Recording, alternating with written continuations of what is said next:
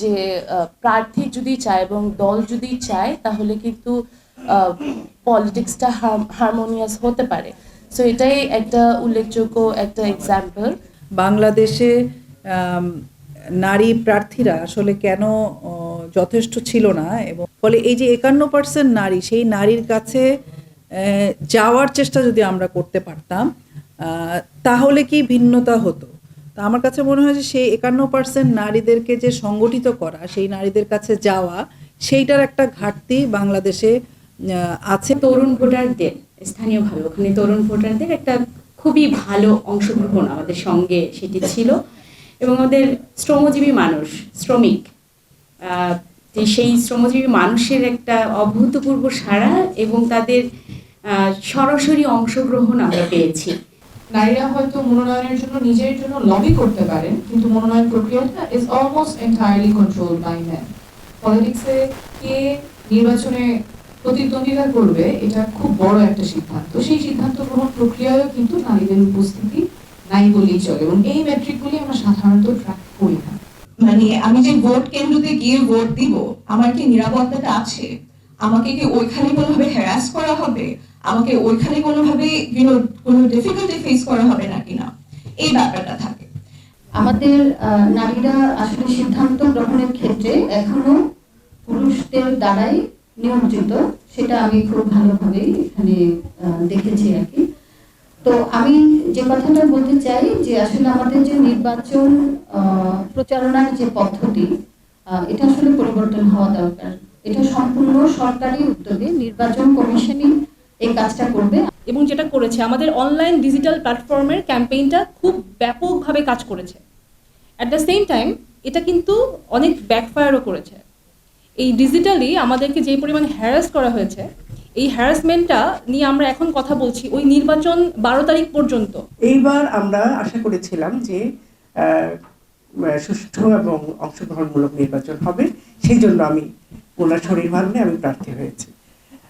আর আমি প্রত্যন্ত গ্রাম অঞ্চলে ভোট করেছি, যার জন্য প্রচার প্রপাগান্ডায় আর সবার মতো প্রতিদিন আমাকে হয়তো দেখা যায়নি, কিন্তু হাজার হাজার মানুষকে আমি পেয়েছি।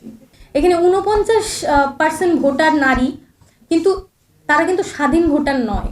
মানে হয় সে ছেলের পরামর্শে ভোট দেয়, না হলে স্বামীর পরামর্শে ভোট দেয়। ফলে এইখানে নারীর মানে এটা তো খুব দীর্ঘমেয়াদী একটা প্রসেস। আমরা এখানে মোটা দাগে যত কথাই বলি, এটা একদিন দুই দিন একটা দুইটা নির্বাচনের সমাধান হবে না, এটা অনেক দীর্ঘমেয়াদী ভাবে ভাবতে হবে।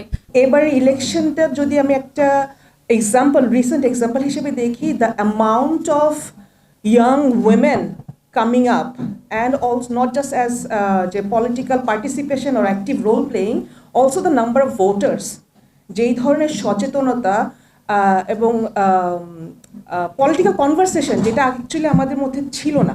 আমরা বারবার ইলেকশন কমিশনের সাথে বসেছি এবং আমরা বলার চেষ্টা করেছি যে আসলে এই প্ল্যাটফর্মের সাথে কথা বলাটা, যে নারীর প্রতি এই ধরনের সহিংসতা, নির্বাচন কেন্দ্রিক যে সহিংসতাগুলো হচ্ছে, সেই ক্ষেত্রে আসলে প্ল্যাটফর্মের ভূমিকাগুলো কী।